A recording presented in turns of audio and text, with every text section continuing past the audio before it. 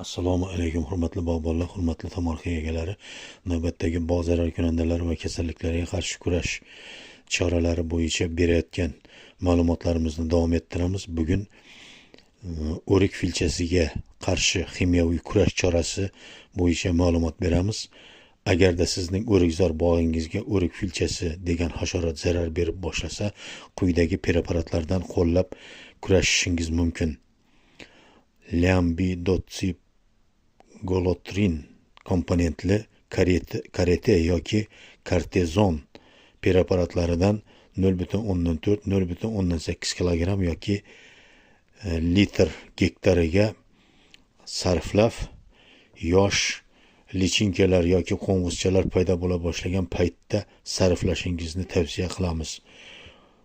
Bu preparatlarni yig'im-terimga 20 kun qolganda to'xtatishingiz kerak.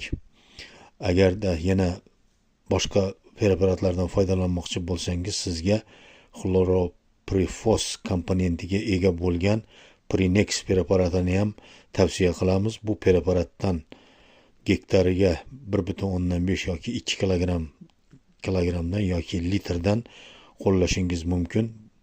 Buni ham xuddi o'sha lichinkalar paydo bo'layotganda yoki yosh qo'ng'izchalar paydo bo'lgan paytlarda qo'llashingiz mumkin. Bu ham yig'im-terimga 30 kun qolganda preparatni sepish to'xtatiladi.